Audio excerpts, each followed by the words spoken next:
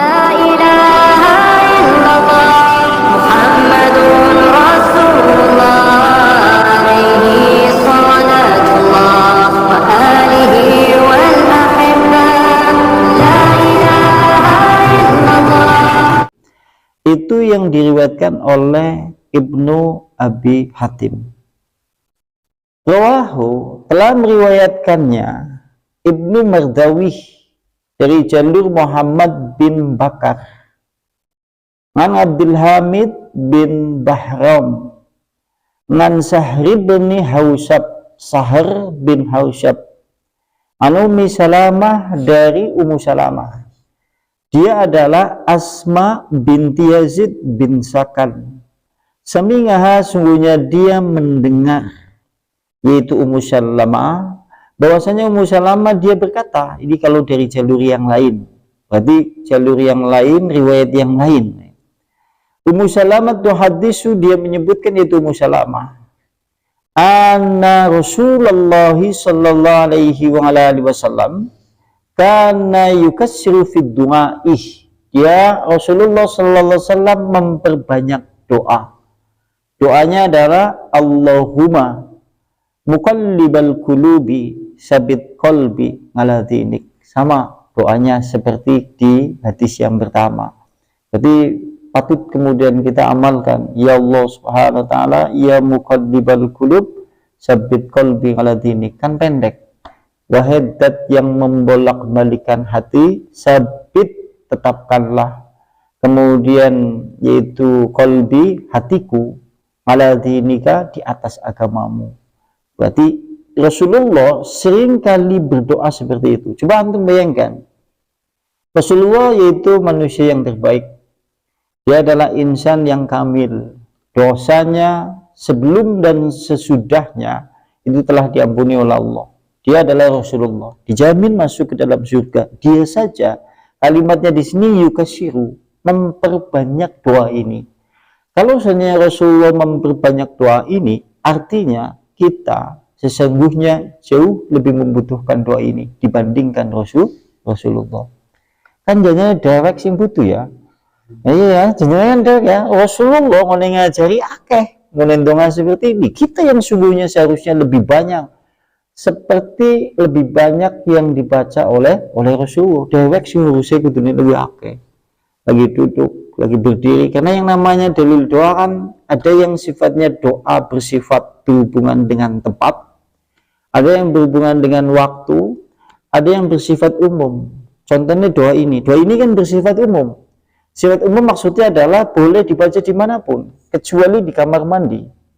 Jenengan lagi duduk boleh, jenengan lagi berdiri boleh membaca doa ini, jenengan mau tidur boleh, asal membaca doa sebelum tidur terlebih dahulu sesuai dengan surah.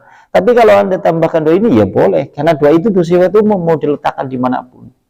Sama seperti dzikir, la haula wala quwata illa billah, kan dzikir. Kapan dibacanya? Bebas. Tatkala berdiri, tatkala duduk, tatkala panjenengan mendapatkan sesuatu yang kira-kira tidak mampu untuk melaksanakannya, dan tatkala kemudian setelah sholat apakah boleh? Boleh. Tapi dengan catatan setelah dzikir-dzikir, setelah sholat selesai, karena itu bersifat umum. Bersifat umum, kecuali kita menghubungkan seakan-akan dzikir itu harus setelah habis sholat, itu yang tidak boleh. Karena dzikir setelah sholat itu adalah dzikir yang berhubungan dengan waktunya adalah setelah sholat. Contohnya adalah subhanallah walhamdulillah Allahu akbar 33 kali, Allahumma anta salam. Ini tidak terikat dengan setelah sholat, berarti terikat dengan waktu. Tapi kalau la haula wala quwata sabit qalbi ala dini, kapan waktunya? Boleh kapan saja. Mau duduk, mau berdiri, setelah sholat boleh, asal dzikir-dzikir itu telah selesai. Yang penting jenengan jangan menghubungkan dzikir-dzikir yang sifatnya tidak berhubungan dengan tempat dan waktu, dihubungkan dengan tempat dan waktu. Contohnya harus setelah sholat, ya nggak boleh. Karena dzikir setelah sholat sudah dicontohkan oleh Nabi. Itu seperti itu.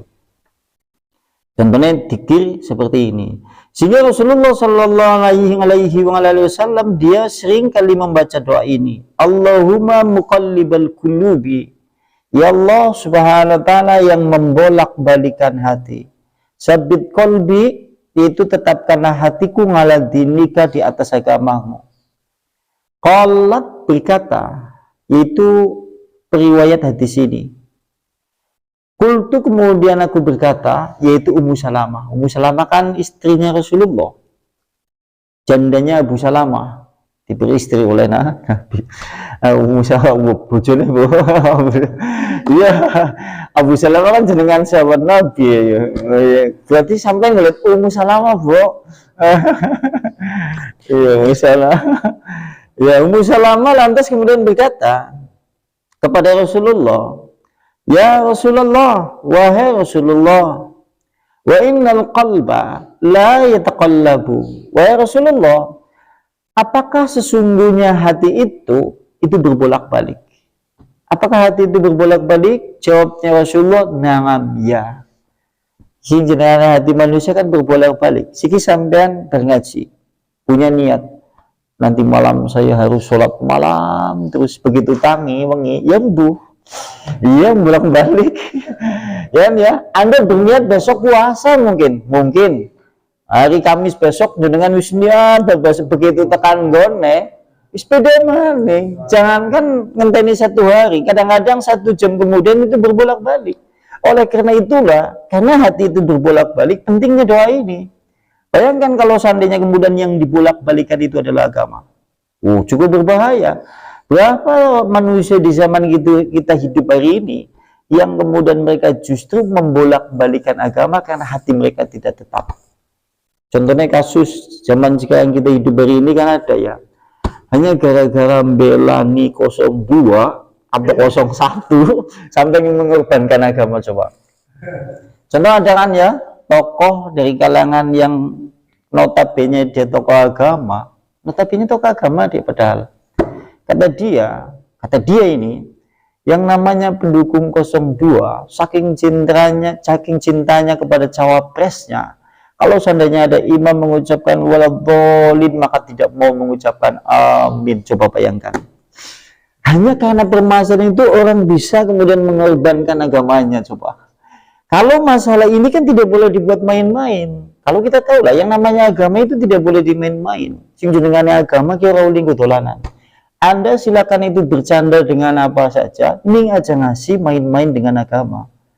Makanya kemudian kalau Anda mungkin lucu-lucuan, konten-konten yang lucu tapi kemudian membawa agama, ya wis dihujat ning netizen. Apa mending nek sandene sampai kan ada itu sholat goglowean, ya sudah.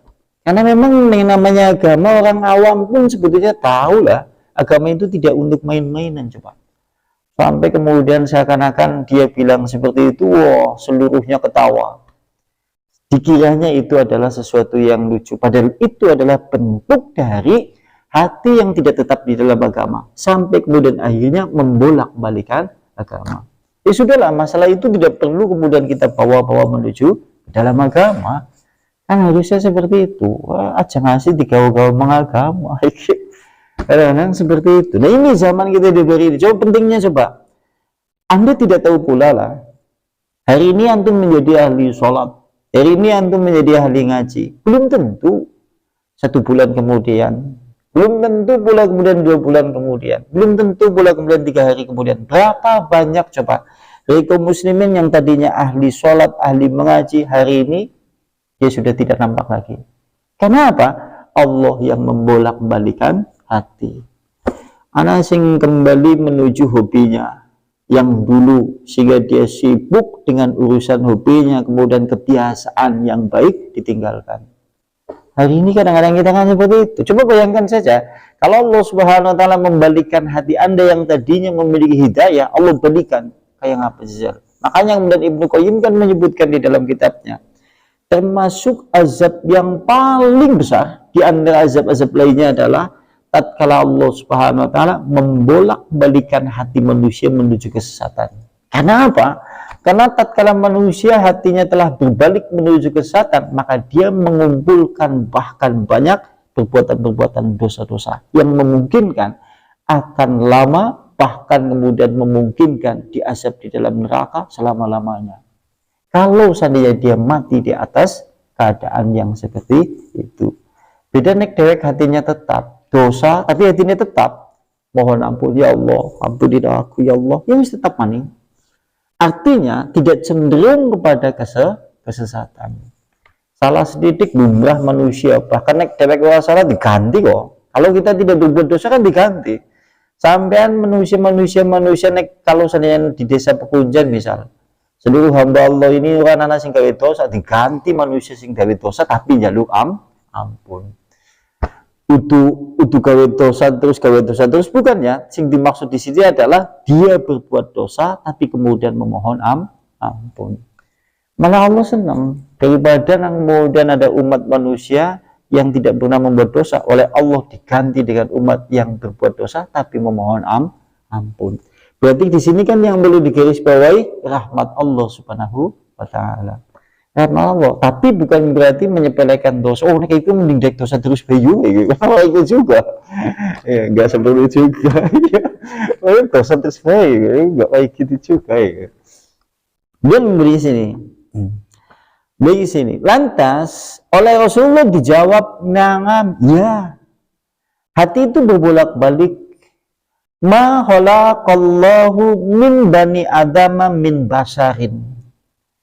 Tidaklah Allah Subhanahu wa taala menciptakan anak keturunan Adam dari manusia kecuali anna qalbahu baina asbungaini min asabillahi azza wa jalla.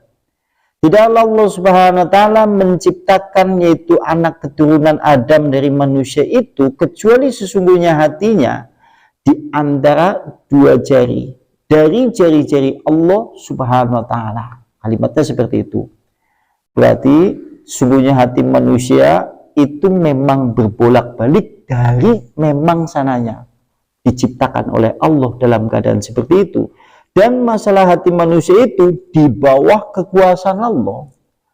Kalau Allah kemudian berkehendak membalikkan manusia, detik itu juga dia berbalik hatinya menuju kesesatan dan tidak ada yang mampu memberi nasihat ataupun memberi hidayah.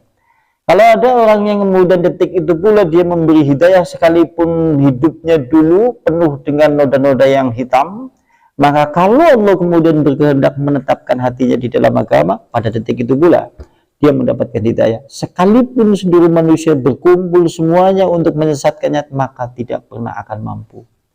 Maka antum merasa bahagia kalau seandainya merasa yaitu hati-hati kita tetap di dalam agama dan patut disyukuri karena Allah tidak membalikkan hati kita menuju ke dalam kesesatan. Sampai naik lagi sholat, sampai mengucap Allahu Akbar, bayangannya sampai apa? Kan berarti Allahu Akbar, ya Allah, Engkau maha besar.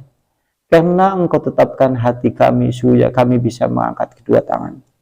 Kami bisa berjalan untuk menuju masjid.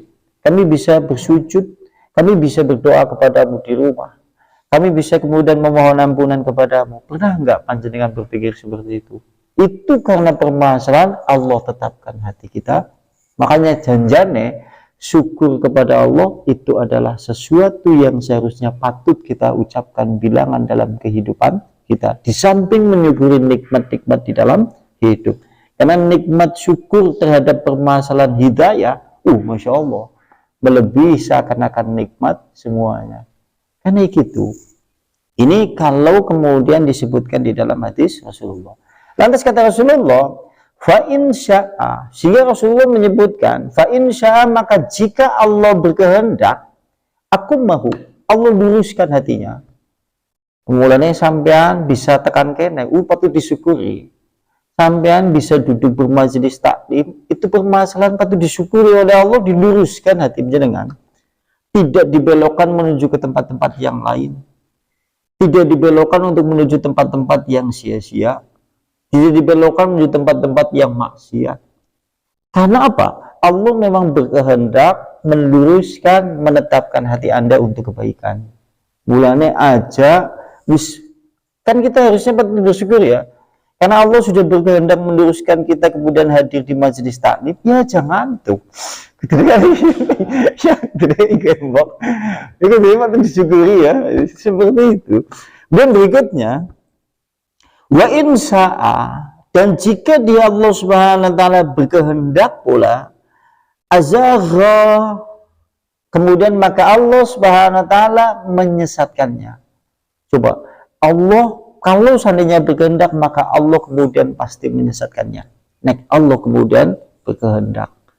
Dan ini berarti menunjukkan, Masya Allah ya, antum kalau lagi sholat, antum lagi membaca Al-Quran, antum lagi berbuat kebaikan apa saja bentuknya, antum patut bersyukur kepada Allah. Kenapa? Allah meluruskan hati anda untuk berbuat kebaikan, tidak menyesatkan kepada jalan yang lain.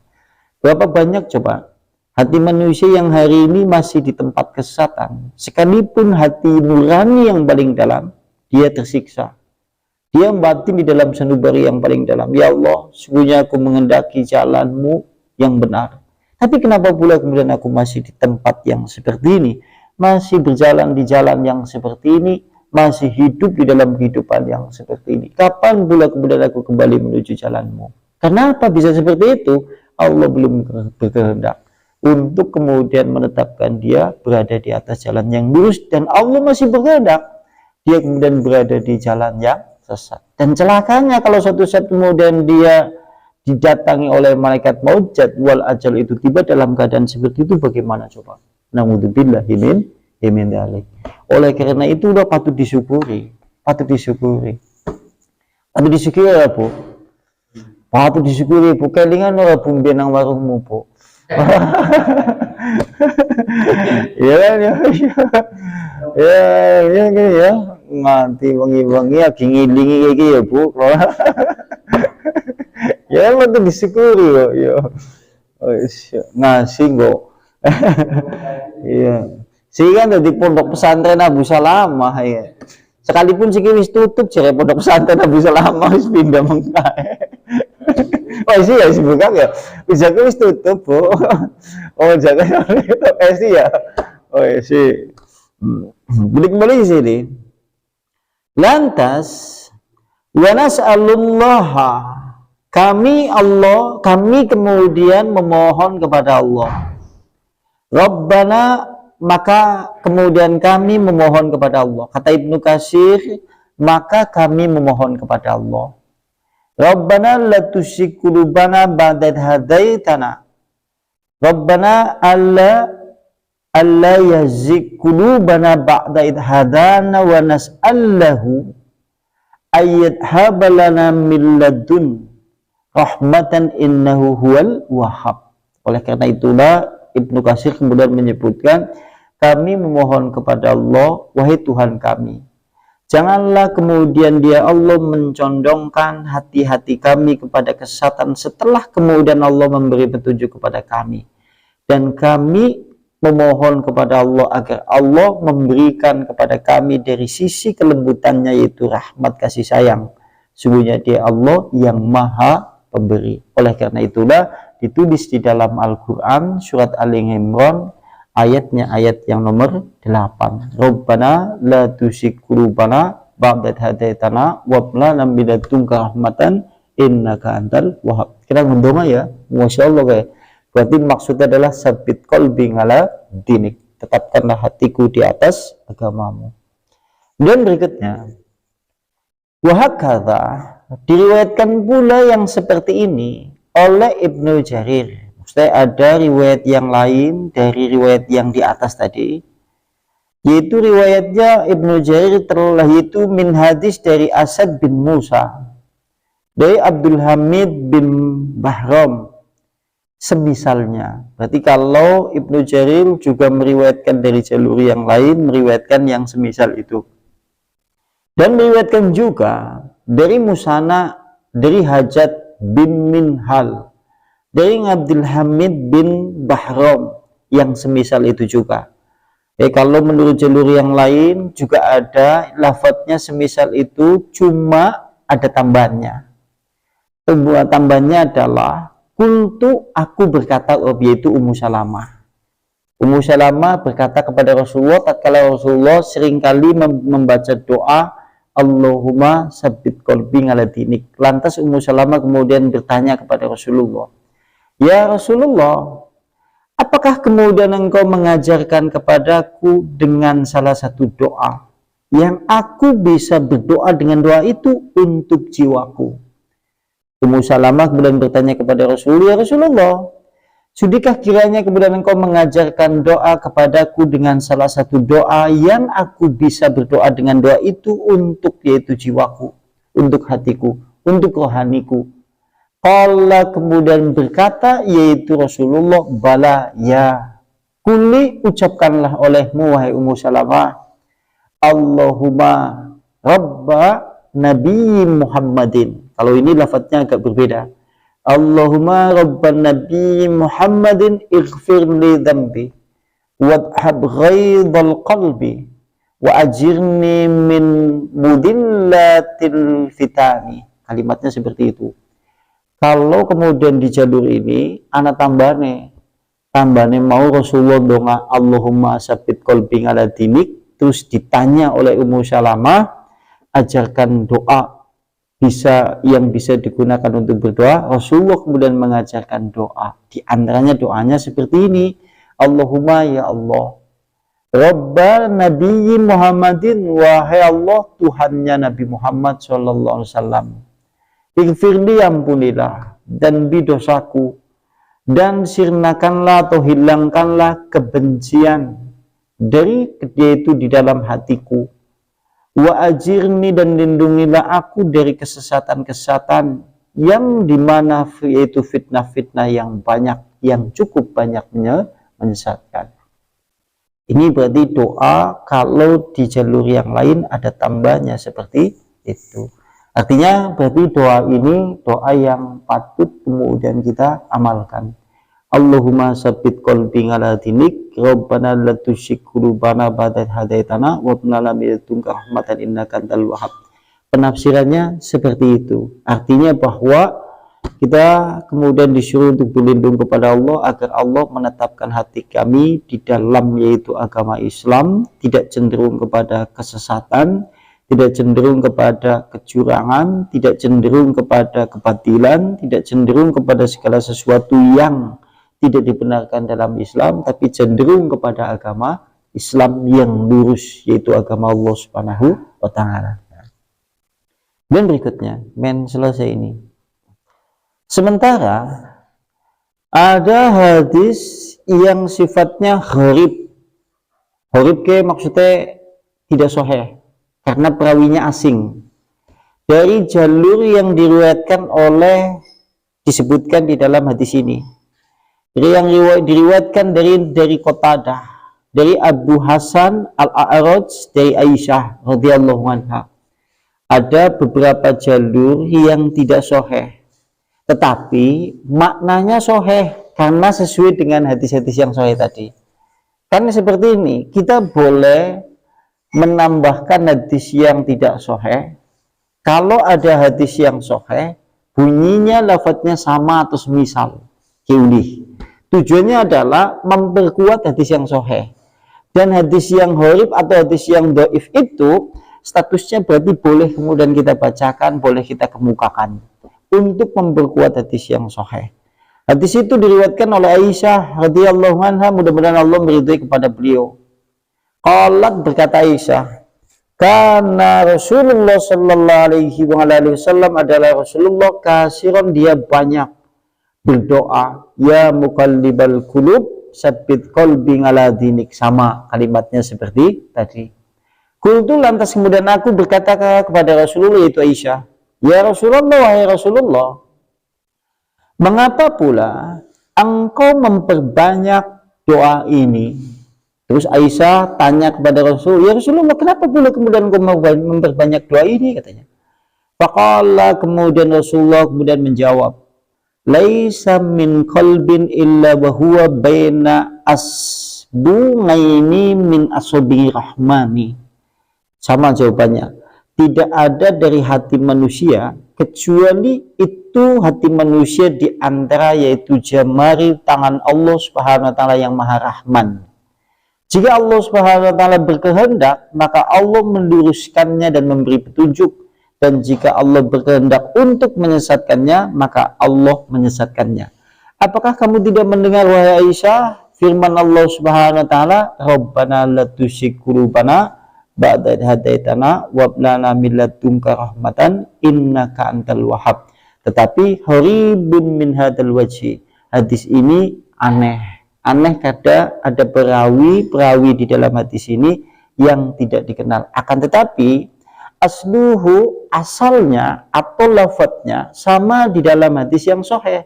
Di dalam Bukhari dan Muslim juga sama menyebutkan hadis yang serupa. Berarti jalur ini boleh dibaca karena sesuai dengan hadis yang sahih. Di antaranya itu. Artinya boleh kemudian doa ini kita amalkan. Doa yang pertama adalah sabit qalbi ala dinik ya muqallibal qulub, sabit qalbi ala dinik. Kemudian berikutnya rabbana la tuzigh qulubana ba'da idh hadaitana wa hab lana min ladunka rahmatan innaka antal wahhab. Surat Ali Imran ayat 8.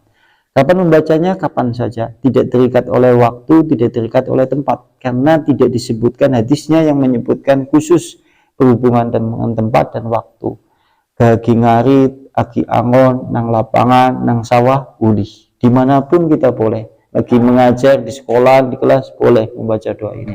Ya, di antara itu. Yang mau ditambahkan, tafadhol silakan. Ini awannya lesu-lesu kok. Iya, lemes kayaknya. Kalam billah taufiq wal hidayah. Assalamualaikum warahmatullahi wabarakatuh.